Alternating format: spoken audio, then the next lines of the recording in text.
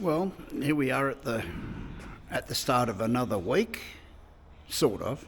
It's actually Tuesday. It was a long weekend this weekend. A public holiday on the Monday. So today's exercise is to take the Renegade out and start it up, warm it up, and then take it down to the apron, which is way down the end there, and tie it down to some tie downs that are embedded in the concrete, and see what sort of RPM we can get out of the engine. But obviously I've got to have it nice and warm before we do that. So the cowls are back on. I didn't actually install the fuel drain from the gascolator. No, I didn't quite get the right bits from Aircraft Spruce, so they'll be here at the end of this week most likely. But yeah, the aeroplane's all ready to go. And the really, really good thing about this is it gets me away from doing the lock wire on those turnbuckles. You know, my new least favourite job on the whole aeroplane. I've still got, 2, 3, 4, 5, 6, 7. I've only got 9 to go. I'm almost there. Wow. Anyway, the aeroplane is looking good.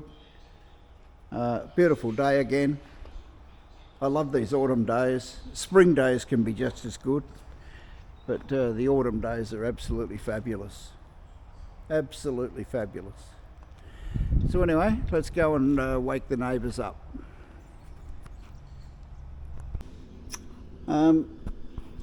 I thought I might just walk you through the startup procedures. Obviously, like most other aeroplanes, or all other aeroplanes, you'll make sure the switches are off. These are the ignition switches up here, which I still haven't put the labels on yet. And the master switches, they're all down, they're all off. In aviation, of course, the switch is down is off and up is on. So they're they're off, which is the main thing before we actually go touching the propeller. So let's have a look at that next. The drip tray I just wiped up. It's reasonably dry. It doesn't have big puddles of oil in it like it normally does. We also, while we're over here, these little plastic tubes drain. This is the intake manifold basically or the induction tube if you want to really be technical, for this particular cylinder. There's a little drain in it, and what there is a ball bearing here, which you may or may not be able to see. When the engine starts up, the ball bearing gets sucked up and stops air from going up and leaning the mixture off on this particular cylinder. It's a little drain right now, so if there's any oil gets into that induction tube, it'll drain back down through here and drain overboard. At this point in time, what we're interested in is that the little ball is sitting down here on, this is actually a split pin, this thing, because the little ball has a tendency of getting stuck in the up position, and you just give this a bit of a flick like that and the ball will fall down, and next thing a big pile of oil comes out. If you don't do that, the big pile of oil gets slurped into the cylinder probably after it fires up, and that would probably end badly. So make sure that these are drained. On the earlier model engines, these were an actual valve, I think, that you had to actually open. But this is a sort of foolproof system, sort of. The ball getting stuck up there doesn't really help, because quite a lot of oil will come out after you unstick the wall. And over here on this bottom cylinder is the same. There's the ball there, the ball's in the down position. So this is it's able to drain. Yeah, I'm not saying it has drained, because we're going to check that in a minute. Now, let's turn the prop just slowly. And the first thing we might notice is a big gush of oil coming out of one of those exhaust stacks. And what we're also wanting to notice is that the propeller is free to turn. If the propeller gets stuck, meaning that it's most likely hydraulic locked, then that could be a bad thing as well.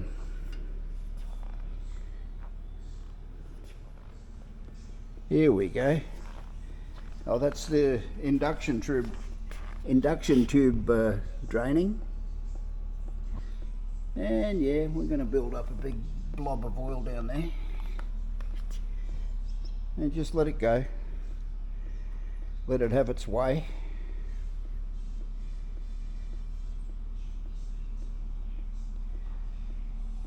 This is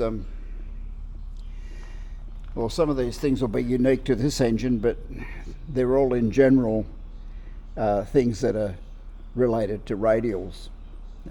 Radial engines, you know, they do leak oil, there's no question about that. And they have a tendency of trapping oil like this and causing it to go into one of the cylinders at exactly the wrong time. And of course the oil's not compressible, so it tends to rip the cylinder off the crankcase or the head off the cylinder, or bend the conrod, which all of those things are probably bad, like exceptionally bad. This is really all part of the starting procedure. If the engine had just been running a few minutes, well, there we go.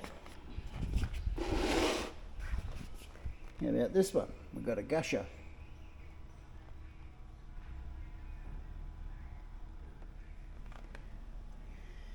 Yeah, if the engine had just been running a few minutes ago, we don't need to go through all this palaver.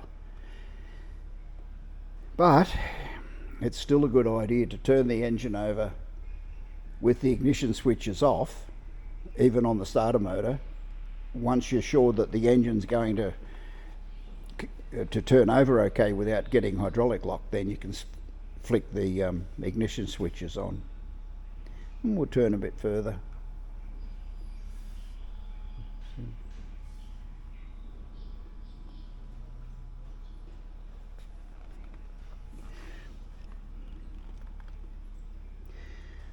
I don't really care if there's oil in the exhaust. All it does is when it starts up, it blows it all over the aeroplane.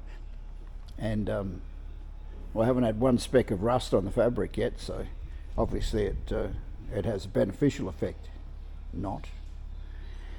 So, however, I am fairly concerned about it getting in the induction system. That's trying, just to make sure that oil hasn't run out, I'll just try and show you how I dip the oil.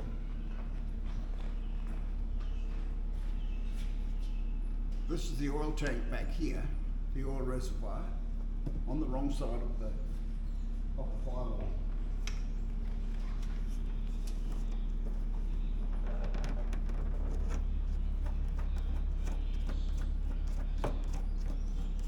Oil cap just has a million threads on it.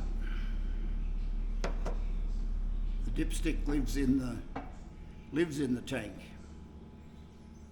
Here's the oil level here at about 6.5 litres. I've only marked it up to 7 litres. I don't think there's much need for more than that. Minimum oil level's 3 litres. So we've got quite sufficient amount of oil in the tank.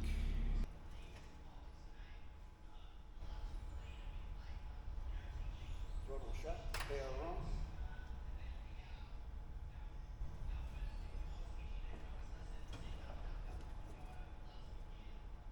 Brakes are set. Flip rock.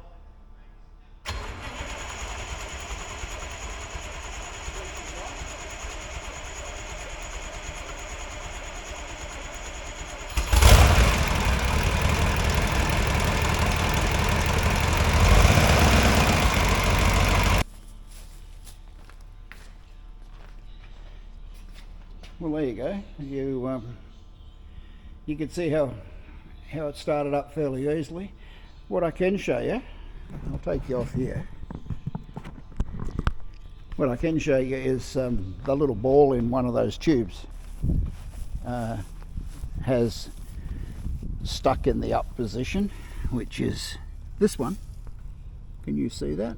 Well, more or less there. Here's the little ball up here where he normally lives. If you give him a flick, yeah, look at that, and we get a gush of oil coming out of there.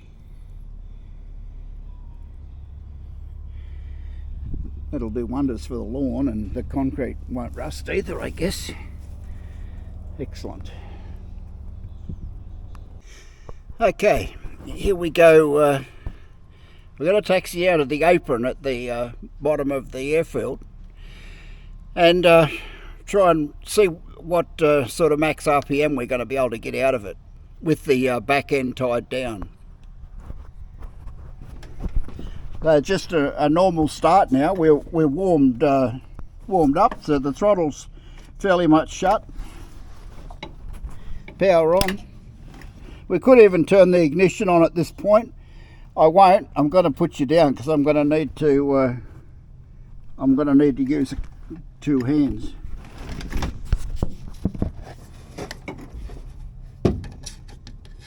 Clipper up.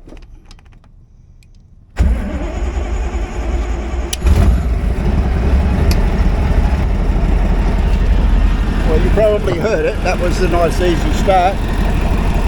Oil pressure's well, the oil pressure's quite high because the oil's still cold. There's the tiny tap. It's got 4 digits, which is a bit of a problem, but it's 520 RPM. This is showing about 700 RPM. Let's get the radio happening.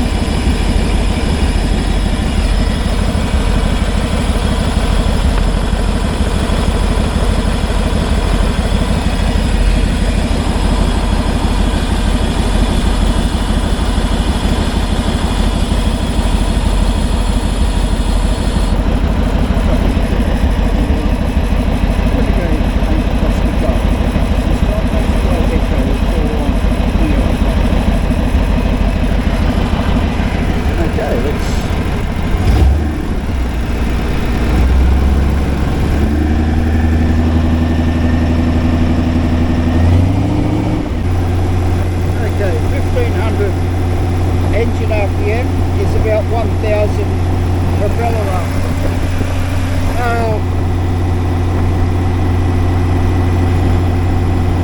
Yeah, 1,500 RPM.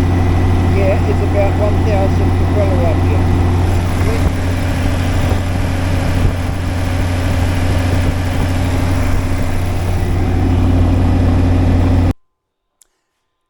Well, that was beneficial. I'm sorry I didn't get to record very much of it. I didn't record any of it down on the apron. I've been a bit concerned about the aeroplane, just taxiing it around and that sort of thing. It seems quite strong, you know, the engine seems to run quite well.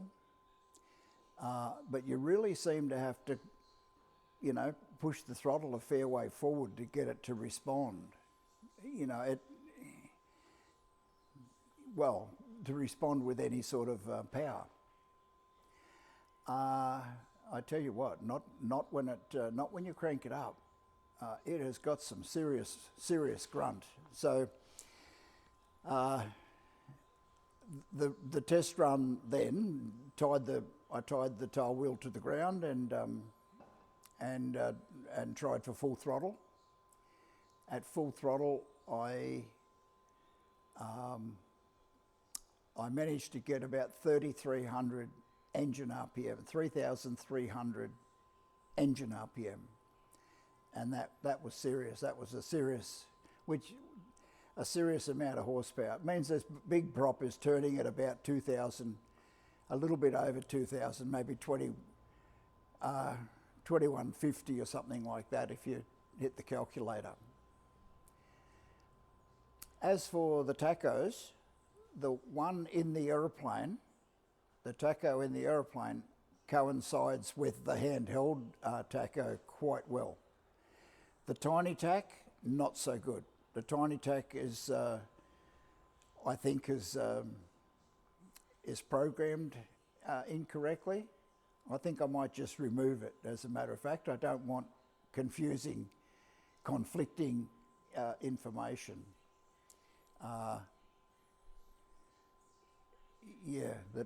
So the tiny tac is the odd one out. The actual onboard tacho agrees quite well with the handheld one. But that was a well worth exercise, really well worth it. I got to use the radio again. The radio works perfectly. So everything's coming together. I guess I don't have a whole lot of options now but to continue with my beautiful lock wiring. Wonderful. But yeah, the engine's, that's obviously the most RPM I've ever had out of this engine. Up until now, I don't think I've even got it up to 2000 RPM. That's engine RPM, so what, 1500 or something propeller RPM. Wouldn't even be that, it'd be less than that. So anyway, it's coming along and it's looking good, and probably still dripping oil, most likely.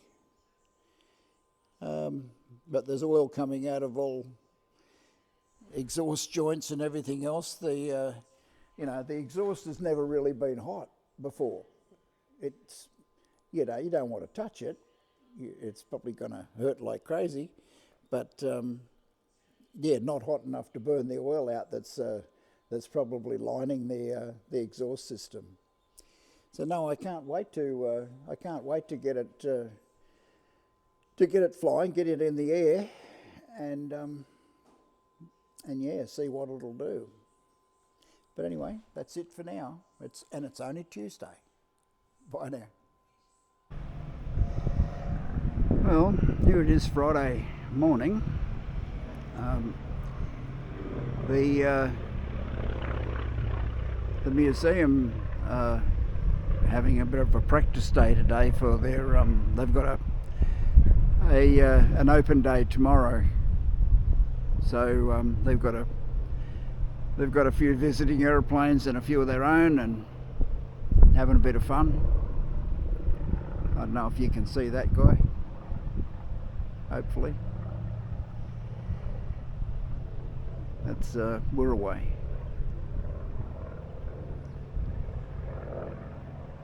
And pour the coal on.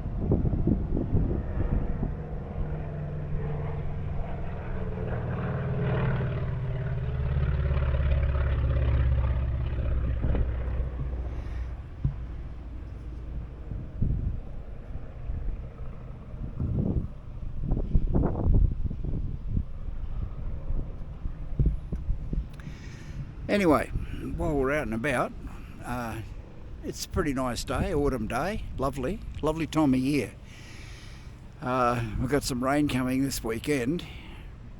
They'll get through their flying day tomorrow, which is Saturday, without too much of a problem. But from Sunday, maybe Sunday, Monday, we should be up for some rain. Rain for us is pretty special. We don't get it very often. We're not desert, but we're also not rainforest either. So, yeah, a bit of rain. So I think it's been about 6 weeks since we had any rain. So, yeah, it's been pretty ordinary. But the day is pretty nice. We'll have a quick whiz around, go past the hangar. Yeah, pretty nice in all directions, basically. And up the other way.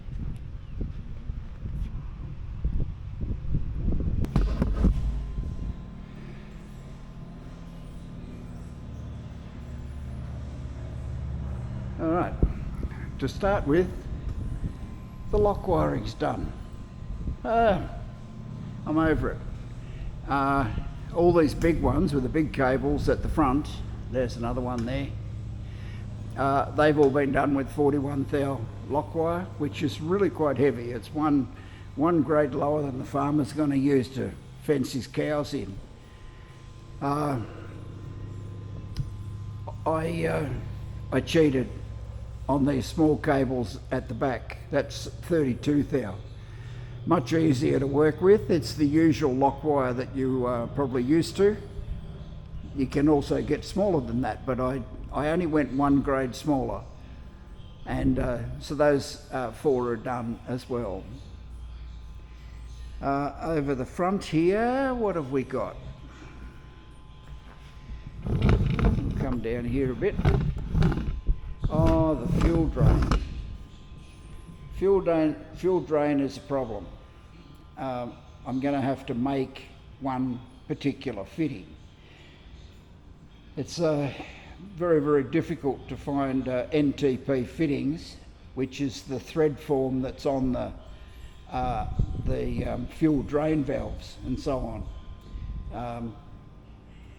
That's not an easy thread to match up with anything. Well, it won't match up with the pipe thread that's on the other pipe. So anyway, I've ordered the bits this morning. I've ordered some stock aluminium hex bar, and a drill and a tap, and I'll drill them to 1/8 NTP, which is, I'll make the parts that I need. Okay, so there won't be beautiful anodised parts like all the other blue stuff, but they will work. With the pipe thread and the NTP thread, they will screw together, but you've got to use a really big spanner and a lot of force. And the threads will probably all fall out, but other than that, you can do it. No, don't even think about it. This week there's been a fair amount of time spent on Rosie's aeroplane. It's going better and better and better. We had what we thought was engine vibration, which turned out to have been propeller vibration,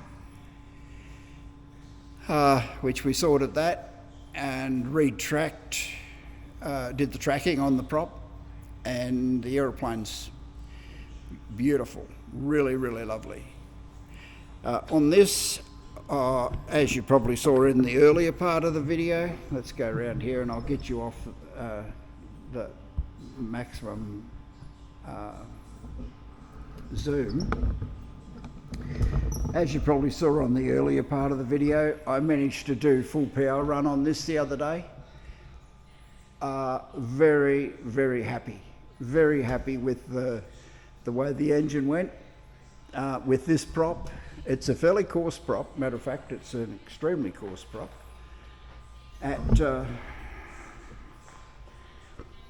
Let's see some numbers on here.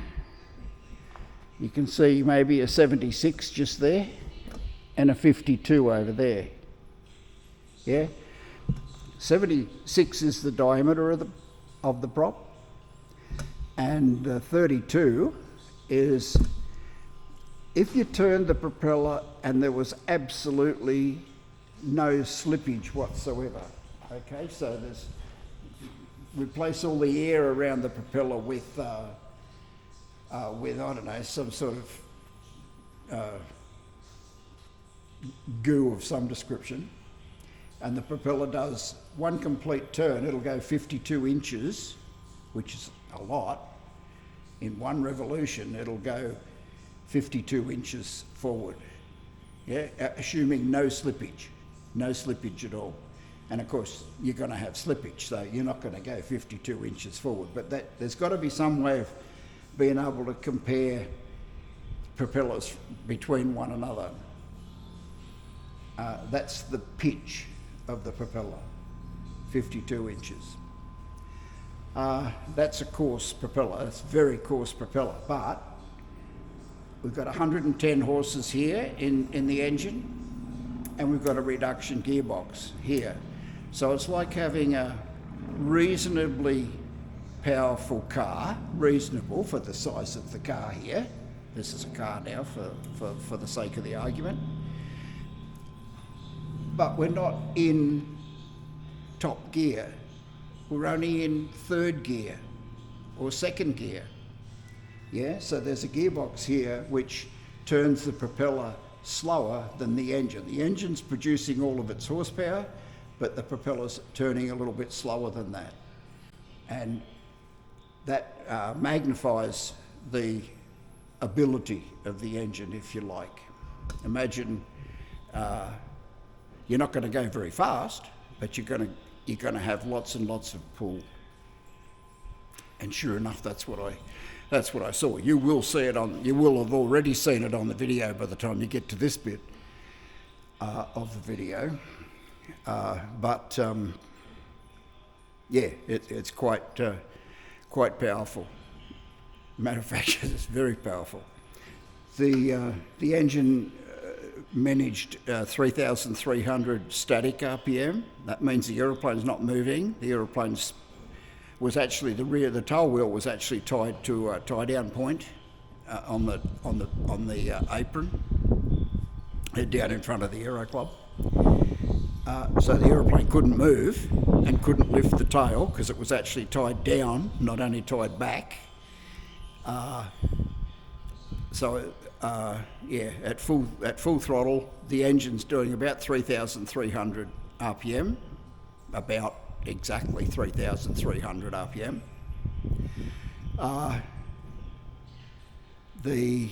We'll have a look at the tacho in a minute, and that'll tell us what the red line of the engine is and so on. But obviously, when you start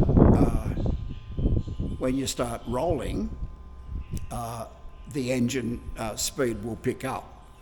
It's no longer static. It's got the airflow compared to the prop actually changes a little bit because you're now going forward, and the engine RPM will pick up. That's what happens with my RV6. Ta-da, just happens to be there. I can't remember what static RPM I get out of that, but I think it's about similar. I think it's about 2,300, something like that, 2,200, 2,300. And full atmospheric manifold pressure. It's doing the best it can. It's working as hard as it possibly can.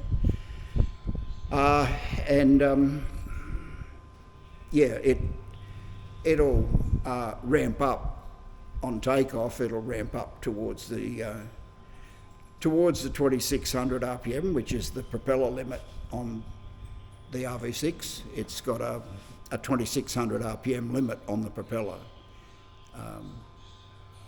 And this will be, it doesn't have the propeller limitation, but it'll do something similar. It'll pick up an extra couple of hundred RPM as the aeroplane accelerates. All right, let's have a look at the tacho.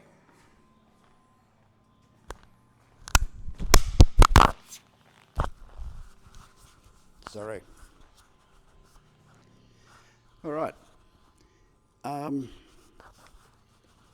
The engine RPM the other day was 3,300 RPM, which is up near the top of the yellow. The yellow is up to 3,600 RPM. And it'll probably run to 3,600 RPM on the takeoff roll. I don't really want to go into the red. You know, I keep saying this every other video that, you know, there's a very good reason you don't see radial engines at the car races. It's you know, they're a big powerful engine, but they're not a high revving engine. Don't expect them to do, you know, 15,000 RPM. You won't see it.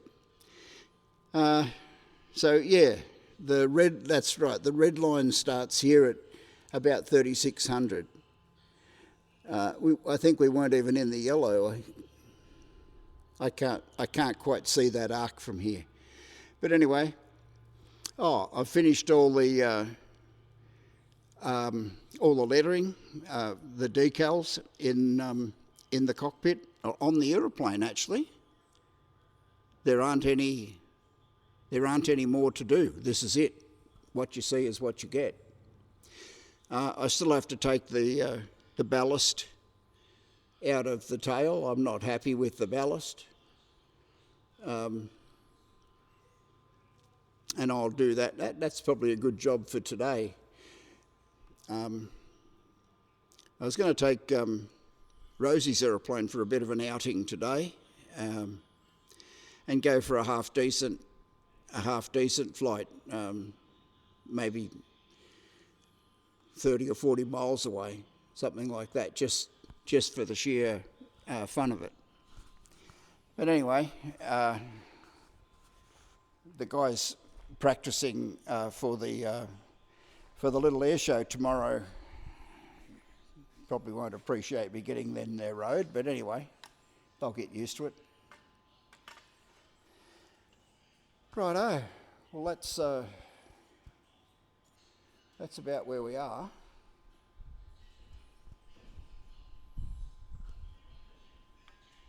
There you go.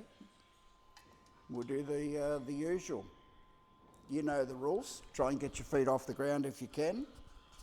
I most likely will. I'll most likely get my feet off the ground, but and probably in Rosie's aeroplane, so I most likely won't record. If I do go for a fly today, I will record it, but it won't be until next week's video, most likely. But that's it. Have a great weekend, and see you next week. Bye now.